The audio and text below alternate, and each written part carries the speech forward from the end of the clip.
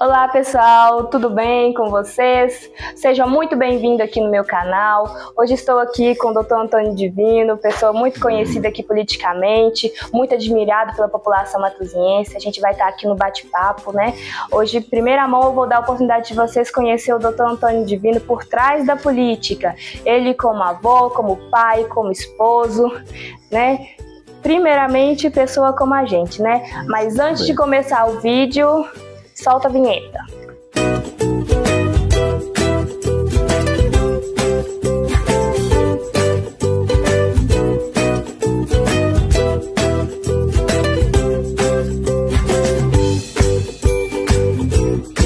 Então vamos lá, gente. A primeira perguntinha.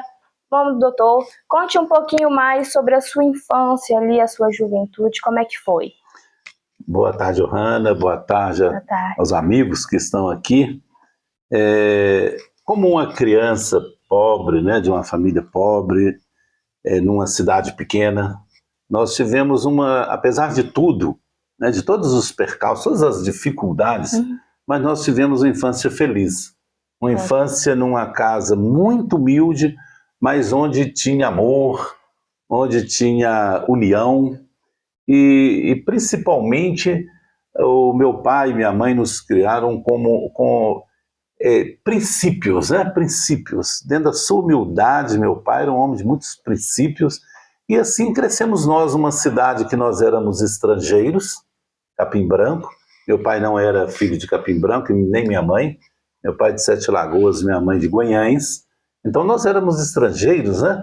Mas nós éramos muito felizes ali. Ali eu fui menino, pé descalço, calça curta, brinquei na pracinha da igreja, né? Eu tenho memórias muito lindas da minha infância em Capim Branco.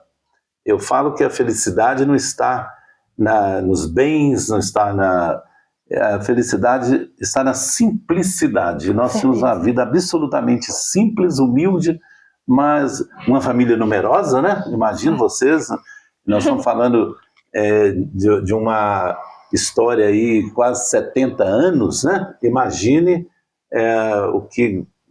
as dificuldades que passamos, né? Uma família pobre, família negra, né? Num país que hoje nós falamos muito na discriminação, mas isso é enraizado, né, na cultura brasileira. Mas isso não nos impediu de fazer a nossa caminhada, de dar os passos que Deus nos permitiu que desse. Mas eu tenho uma lembrança muito viva de uma infância muito bacana, uma infância de muita envolvimento, né, com as crianças da nossa idade, enfim, é uma história bonita. Muito bonita. Não deixou com que as dificuldades atrapalhassem a felicidade de vocês, né? De jeito nenhum. Nós tínhamos o norte, né, na vida. Isso. Mais uma perguntinha, eu queria que você contasse um pouquinho mais sobre a sua história com a Margarete. Pois é, história de amor. A Margarete foi uma grande descoberta, né? O amor da minha vida. Eu formei ainda novo como advogado e sempre fui muito focado na minha carreira, no meu compromisso social. Então, quando chegou aí aos 23, 24 anos, eu conheci a Margarete e falei, agora eu conheci a outra metade, né? Que estava faltando. A metade da laranja, né? E acabou que nos conhecemos, conheci a família dela, uma família de família muito boa, né, em Pedro Leopoldo, e não tivemos dificuldade em assumir esse compromisso para a vida toda, né? Isso nós estamos falando em história que já dura aí 47 anos, né, do tempo de conhecemos, namoro, noivado e casamento. É algo muito próximo de 47 anos. Então, é uma vida juntos. É uma vida juntos, né? E, graças a Deus, somos felizes, né? Construímos uma família que honramos muito nossa família, e vejo que o casamento, a família, é a base de tudo, né? Eu talvez não tivesse a mesma disposição na vida de fazer o que fiz, se não fosse ter ao meu lado uma pessoa compreensiva, uma pessoa parceira, companheira e uma esposa que me dá força, me dá ânimo para continuar a caminhada. Sou muito feliz ao lado da minha esposa, Margarete. Que lindo! Olha, um pouquinho mais agora do senhor como estudante, da sua vida acadêmica, desde os anos iniciais da faculdade. Como é que foi? Os anos iniciais, né, quando eu cheguei entrei digamos assim, a gente falava entrou na escola. Quando eu entrei na escola, a escola também entrou em mim, né? Não existia ainda a educação infantil, né? A gente já entrava no primeiro ano do ensino primário, primeiro ano primário. Esses primeiros anos de alfabetização eu fiz em Capim Branco. Depois, logo que me formei, o quarto ano primário, depois a gente formava um curso de admissão, tinha um curso de admissão para entrar no colégio. Aí eu fiz o curso de admissão ainda em Capim Branco e vim estudar aqui no Bento Gonçalves. Então eu fiz hoje o ensino fundamental, né? O ensino fundamental, que naquela época era primeiro, segundo, terceiro e quarto ano ginasial. E depois você passava para o primeiro, segundo, terceiro ano colegial, que corresponde hoje ao segundo grau. Então eu fiz esses 2 ciclos no Bento Gonçalves, e passei na Faculdade de Direito em Sete Lagoas, da Fundação Monsenhor Messias, e fui iniciar um curso que estava na contramão das minhas possibilidades, né? Família pobre, 50 anos entrando na faculdade de Direito, era uma coisa, a Faculdade de Direito era para as pessoas que tinham mais posse, né? Medicina, Direito. Aliás, o ensino superior, né, era quase que inatingível para as classes mais pobres, as classes mais que viviam com mais dificuldade. Mas eu não me contive, não me limitei às minhas condições. Eu corri atrás, eu fui e sempre Deus abençoando, né? Que se não tiver Deus na direção, nada acontece. E me formei advogado numa época em que formar advogado era, vamos dizer assim, era uma exceção. A regra era não formar, a exceção era formar. Então tive uma vida acadêmica muito dedicada, porque eu queria, muita gente naquela época formava para fazer concurso ou para melhorar no cargo que ele já tinha, né, no serviço público, e eu formei para ser advogado. Eu queria ser advogado. Eu sempre quis advogado. Inclusive durante o período de estágio, né, naquela época a gente fazia concomitantemente, acho que até hoje é assim ainda, né, a gente fazia o estágio concomitante. Tinha um professor que coordenava o estágio acadêmico. Então nós dávamos o nome, já pegava uma carteira verde, já virou periquito, tinha uma carteirinha verde, depois a carteira era vermelha.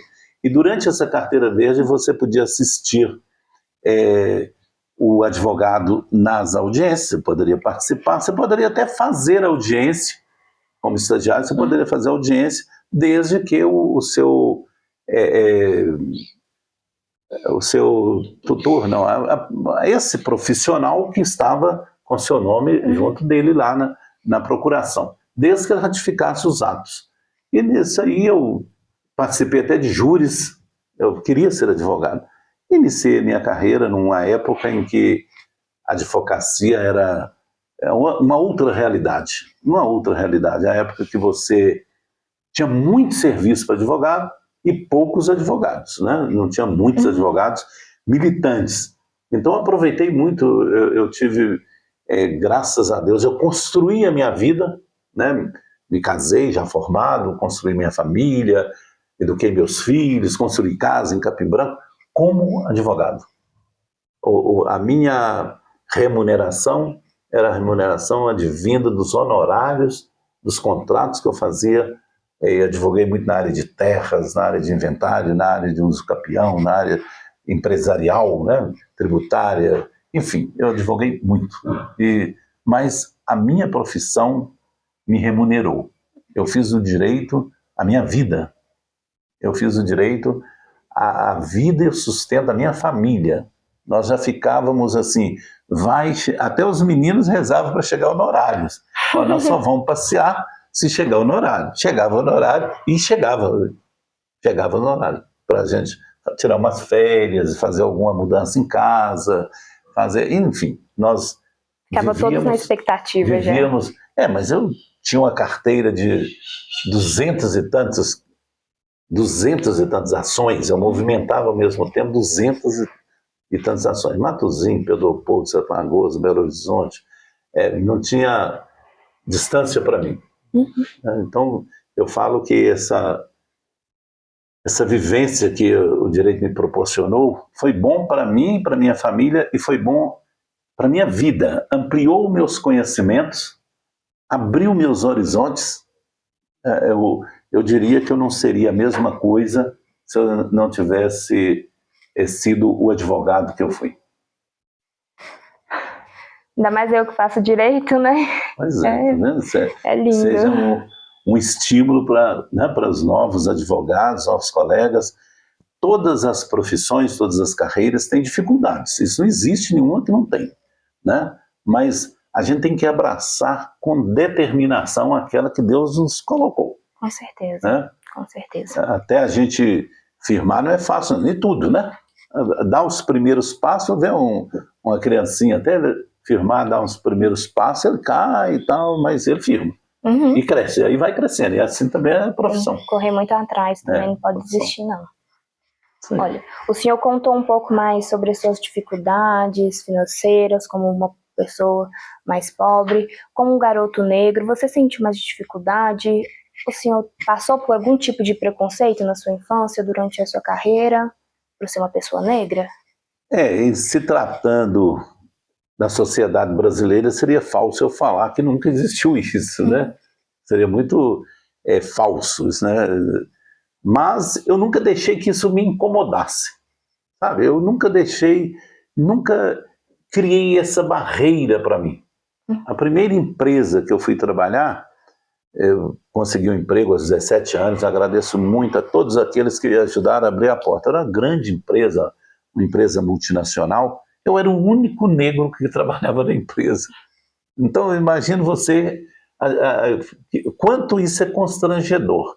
Mas eu, assim, sempre me igualei a todos.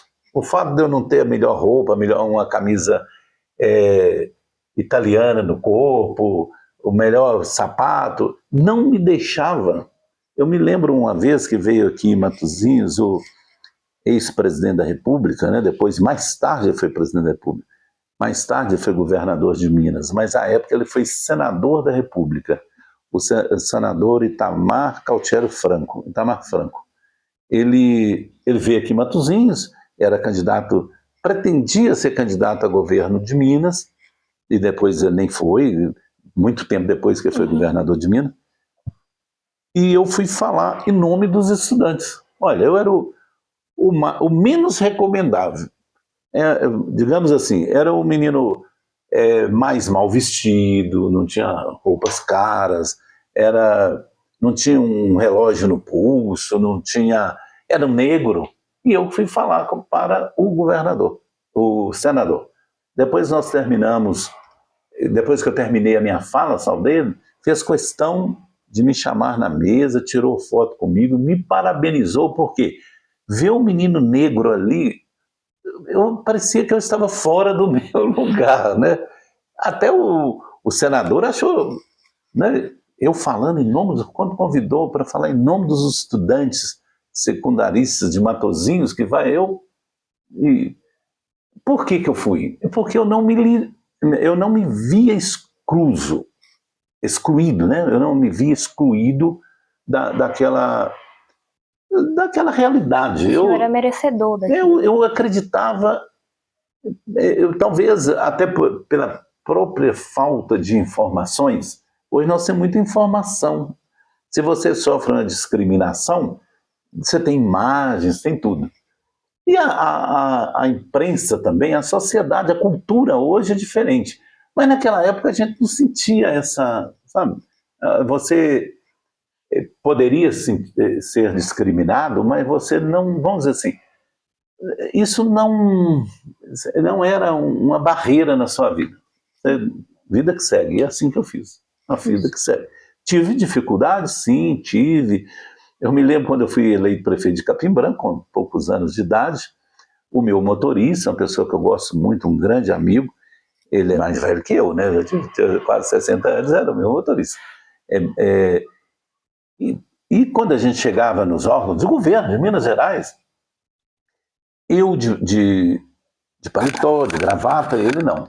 Aí quando eu chegava, as pessoas achavam que eu era o motorista dele. Ele chegou a bater boca em algumas repartições do governo do estado. Não, eu com muita honra, eu sou motorista dele. A autoridade aqui, ele é o meu prefeito. Olha para você ver que discriminação. Primeiro, eu era muito novo. A primeira coisa, naquela época, prefeito novo não existia. Segundo, negro. E ao lado de uma pessoa com perfil de autoridade. Perfeito. Então, quando eu chegava, eu achava, convida lá seu chefe. Não, ele que é meu chefe. Algumas vezes ele bateu o boca. Então, mas a gente não pode deixar isso interferir na sua autoestima. Se você deixar isso interferir na sua autoestima, você não caminha. Não consegue ir pra frente. Deixar que o preconceito te barra, né? Sim. Não tem como. Vamos lá. Eu quero que o senhor descreva para nós, nos seus olhos, quem é o Dr. Antônio Divino? O Antônio Divino, olhando assim para mim, né? Isso. Olhando para mim, eu vejo Antônio Divino um idealista, uma pessoa muito determinada, respeitoso com todos, mas muito positivo. Eu não costumo, se eu tenho que dizer um não, eu vou respeitosamente, mas vou dizer não. Se eu tiver de falar sim, eu vou falar o sim, mas eu não me vejo assim. O Antônio Divino que eu vejo, ele não deixa-se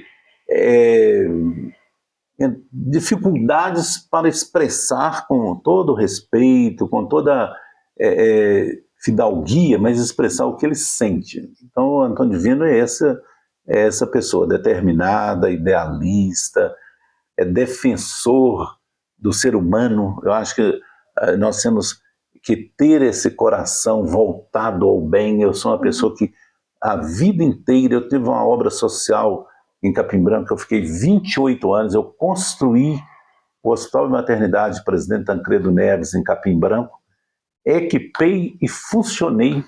Foi um hospital aqui da região que fazia cirurgia, foi o primeiro ultrassom que nós tivemos aqui na região, ganhamos da Hitachi japonesa um equipamento de ultrassonografia, a Varig na época me deu o frete, ganhamos da Hungria um aparelho de raio-x de última geração naquela época, também a Varig deu o frete, mandaram técnicos para montar. Então eu tive uma obra social assim, que mudou a história de Capim Branco. Até o Hospital Maternidade Tancredo Neves, as crianças nasciam em casa com parteira, e eu respeito muito, as parteiras tiveram um papel importantíssimo na sociedade, mas é arriscado, né? Se não tiver um trabalho de pré-natal correto, vacinas, depois que a criança nasce, puericultura, enfim, tudo, nós perdíamos muitas crianças e falávamos assim, é porque Deus não quis, Deus levou, Deus quer que todos vivam, né? Vivam em abundância, né? Deus quer que as pessoas morram bebezinhos, e nós perdíamos muita criança. Então eu botei na minha cabeça que nós íamos fazer um hospital e fizemos um prédio de 2.000 e tantos metros quadrados, 2.000 e tantos metros quadrados, e foi uma das obras mais lindas que eu fiz na minha vida. Então eu vejo que o Antônio Divino, o que rotula melhor é idealismo. É ver dificuldades, mas ver soluções, acima de tudo. E o hospital, acredito que naquela época em Capim Branco, acho que ninguém imaginava, né? Ninguém imaginava que poderia ter uma construção tão grande assim. Uma história muito bonita. Uma história muito bonita. Nós ganhamos prêmio, inclusive, na Europa. Eu fui premiado em Lisboa, pela Santa Casa de Lisboa, ganhei uma medalha. Eu fui lá tudo pago, não gastei dinheiro nenhum, nem o hospital, para receber, porque o nosso hospital era federado e ele foi destaque na Federação dos Hospitais Filantrópicos, Santas Casas, Hospitais Filantrópicos Minas Gerais. E ele foi destaque, não foi destaque, ele foi destaque de gestão. Tudo nós chegava primeiro do Hospital de Capim Branco, podia ter certeza que o Hospital de Capim Branco foi modelo para outros. E olha que eu não era funcionário do hospital, eu era provedor, não tinha salário, trabalhava fora. Toda manhã eu ia no hospital antes de ir para o Belo Horizonte, antes de vir para Tice. Toda manhã eu estava, pelo menos eu tirava ali 40 minutos na provedoria para me despachar, para me deixar recomendações, acompanhar mesmo. Então esse prêmio que nós ganhamos, essa honraria que nós ganhamos da Santa Casa de Lisboa, foi que a Santa Casa de Lisboa é diferente aqui do Brasil. Lá a Santa Casa, as Misericórdias, é como se fosse um ministério. Então tem um ministro, que é ministro das Misericórdias, e ali comanda hospitais, comanda lar de idosos, lá tem muito lar de idosos, até de criança não tem muito não, mas idosos tem. Tem universidades, e com que eles vivem? Vivem com dinheiro da loteria para financiar a Santa Casa de Misericórdia, que é um ministério que cuida dos museus, enfim. Então eu tenho essa história aí que eu valorizo muito, eu vejo como sendo uma grande contribuição que eu dei para Capim Branco, minha terra. Olha, agora eu quero saber se o senhor pode descrever um fato marcante da sua carreira jurídica. Olha, eu tive uma longa carreira jurídica, né? Eu parei de advogar em 2012, quando eu fui eleito prefeito de Matosinhos. A partir de 2013, apesar de eu ser filiado à ordem, pago minha mensalidade, mas durante esse período de 8 anos eu não advoguei porque é impedido, né? Tem uma cláusula lá no estatuto que não pode. Depois eu saí, fui logo ser candidato a deputado, também continuei. E depois que voltou, eu até, digamos, fiz algumas açõezinhas de inventário, mas nada representativo. Não. Mas esses 40 anos de advocacia foram marcados por muito trabalho, mas eu não tenho na memória nenhum fato extraordinário, um registro extraordinário, algo que acontecesse, uma audiência, eu não lembro muita coisa. Eu tive, graças a Deus, uma carreira muito tranquila, trabalhei muito e exerci com muito respeito ao cidadão. O direito, para mim, foi sempre aplicado com o sal da caridade, né? O direito é preciso que nós, operadores do direito, temos sempre o sal da caridade, porque quem te procura com um problema, é igual o paciente procura o médico, né? Ele está com um problema, ele passa o problema para o médico, meu médico já fez isso. O advogado é mais ainda. A pessoa faz uma coisa errada, ou tem o seu direito violado, qualquer coisa, ele fica atordoado até ele contratar um advogado. Quando ele contrata, ele fala assim, já passei para o meu advogado. Se a imprensa for atrás dele, ele fala assim, já passei para o meu advogado. Quem fala isso, ele sente-se liberto. Olha a responsabilidade do advogado. Ele passa ali todo o problema que ele está sentindo para as mãos do advogado. Aí ele vai lá e dorme, agora o advogado então, que... Olha a nossa responsabilidade, né? Mas eu, graças a Deus, apesar, né, digamos assim, esse peso todo nas costas, para quem tinha a quantidade de ações que eu tive, mas eu posso dizer que eu fui muito feliz na minha profissão. Ainda que eu não advogue mais, mas eu fui muito feliz na minha profissão. O senhor pode me falar o que a política representa para o senhor? Olha, a política é um Estado organizado, né? Um Estado democrático, de direito, como nós temos ouvido muito, né, nos últimos anos, né? No último ano nós temos ouvido muito Estado democrático de direito. É impossível a gente imaginar um Estado organizado sem a política. Porque se não tiver política vai ter uma ditadura, né? E nós eu vivi um Brasil governado por uma ditadura militar. Então, a gente valoriza a política quando você perde as liberdades democráticas, e você vai ver que a política é essencial. Agora, e a política é feita pelos políticos. É de extrema importância, e nós temos políticos muito responsáveis, políticos que dão a vida para a sua comunidade, para o seu estado, seu país, né? Nós não podemos demonizar a política em razão de maus políticos. A política é essencial. A política gere até o ar que nós respiramos. Nós estamos vendo essa preocupação com o meio ambiente, é uma questão política. O mundo está vendo que deixou a coisa tomar um descaminho, e agora nós estamos vendo secas extremas, enchente, chuvas torrenciais, tudo porque nós agredimos de tal forma o meio ambiente, e a resposta é uma resposta dolorosa, né? Então a política da forma que vejo, é a política que controla a nossa vida. É a política que controla o salário que nós ganhamos, que controla nosso direito de propriedade, a luz que consumimos, o custo da luz é político, enfim.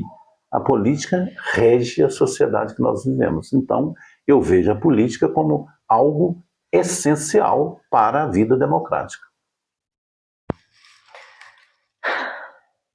Fica até... tem nem o que dizer, é maravilhoso. Tem muita gente que demoniza a política, né? Com certeza. Mas eu prefiro ver o lado bom. Eu prefiro ver o lado bom porque sem a política seria lá a Coreia do Norte, né? O ditador sei lá o nome dele. Seria Venezuela, que tem um ditador lá. Enfim, a gente vê as ditaduras, ainda as ditaduras no mundo, que se apropriam do poder. Rússia, né? Se apropria do poder. É como se fosse um feudo deles, e o povo não tem oportunidade de manifestação. Então, a política é a forma do povo se manifestar. Manifestar nas urnas, manifestar através dos canais que a Lei Magna do nosso país abriu, que são os conselhos, né? O povo manifesta através de um monte de coisa. Antigamente, quando eu estudei, as manifestações eram através de plebiscitos, só aqueles itens que a Constituição previa. Hoje a sociedade manifesta em tudo. Tudo tem que ter audiência pública, tem que ter conselho, e tem que ser assim mesmo, né? A participação popular é um controle para que não tenhamos um ditador e os outros cumprindo, né? Um ditando e os outros cumprindo. Então, eu continuo achando que a política é necessária. A política é necessária. A boa política, né? Às vezes as pessoas decepcionam muito com o político, não entendem que a gente, sem a política, não consegue avançar, né? Se hoje estamos aqui, é graças à política. Olha, preciso que o senhor descreva 4 coisas para mim. Um sonho para o senhor. Um sonho. Legar para as gerações futuras, né? Os seus filhos, uma cidade melhor do que a minha geração recebeu. Uma Matosinhos muito melhor. Esse é um sonho meu. Por isso é que eu milito na política, por isso que eu sou idealista, por isso que eu boto meu nome. É legar para as gerações futuras uma cidade melhor do que a minha geração recebeu. Um medo? Eu não sou uma pessoa muito... Eu sou uma pessoa mais destemida. Eu sempre encarei a vida muito de frente. Eu nunca tive medo de cair, porque você cai e levanta. Então eu não criei assim rótulos para mim que me impedisse de avançar. Então eu continuo sendo uma pessoa que encaro a vida de frente. Eu não tenho um fantasma que me incomoda. Que te impeça de fazer algo, né? Não. Uma frustração. A frustração é eu não ter conseguido, durante o meu governo, realizar todos os sonhos que eu tinha com Matosinhos. Porque os sonhos são infinitos, mas os recursos são finitos, né? Então, talvez seja isso, eu não consegui realizar todos os sonhos. Eu tinha um planejamento muito maior, mas a receita de Matosinhos é muito aquém do que eu imaginava. Né? Tanto é que nós trabalhamos muito para ver se ampliava, melhorávamos a receita. E até conseguimos. A receita do município hoje melhor do que o que eu cheguei e achei. Então, essa nossa... a forma que eu vejo. Um orgulho. A minha família. A família que eu e a Margarete formamos, tenho muito orgulho dela. Eu vejo que a família nos impulsiona, né? A família nos dá mais ânimo para viver e para continuar nessa caminhada a passos largos, né? Porque a vida é curta, ainda que vivamos muito, a vida é curta. Então, a família é essa base. Por mais que a gente tenta, às vezes a gente não consegue caminhar sozinho. A gente precisa ter alguém ali acompanhando a gente, dando ali um incentivo, né? E a família é essencial. É nosso sustento, né? Olha, agora meio que uma brincadeirinha, um bate e volta. Eu vou dizer uma palavra e o senhor responde com uma palavra o que representa para você, tá? Ok. Vamos lá. Família.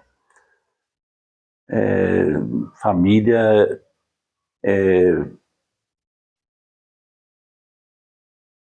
amor. Amor. Deus. Essência. Educação. Fundamental. Jovens. Futuro. Matosinhos. Acolhimento. E agora as 3 últimas palavras juntas. Podcast da Johanna. O que representa para você? Parabéns. Gratidão por ver você fazer um trabalho bacana e sucesso. 3 palavras. Parabéns. Muito obrigada. Muito obrigado, digo eu. Olha, gente, vamos ficar por aqui com a nossa entrevista hoje com o Dr. Antônio Divino. Novamente, eu te agradeço por ter aberto a sua porta da sua casa, por ter me recebido, tá? Lhe agradeço e foi ótimo estar aqui com o senhor hoje. Obrigado, Hanna. Parabéns mais uma vez. Felicidades. Continue com essa visão transformadora, né? Eu acho que é uma jovem, né, na sua idade, já com essa visão transformadora, fazendo da palavra, né, porque a palavra tem muita força, né, fazendo a palavra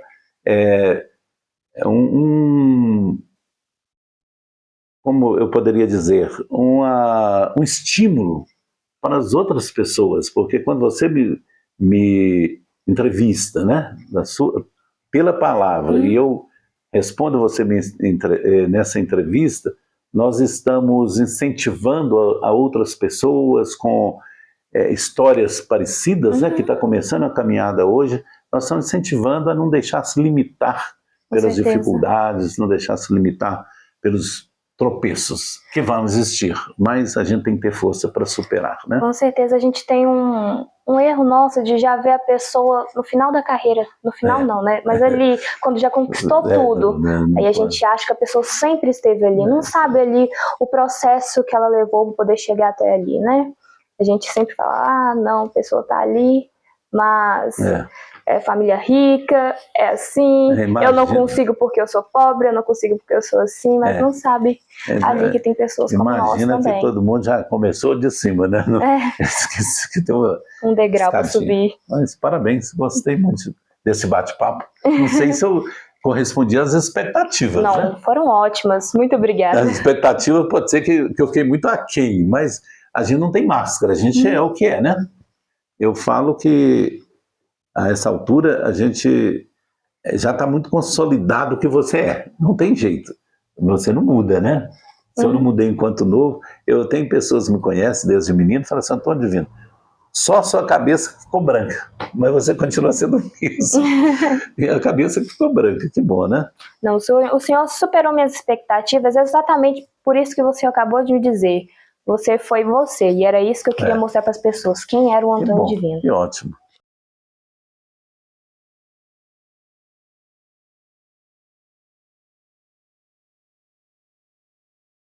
Então, pessoal, agora no finalzinho do vídeo, um bônus para vocês, porque aposto que todos vocês ficaram curiosos para saber quem é o amor da vida do doutor, não é?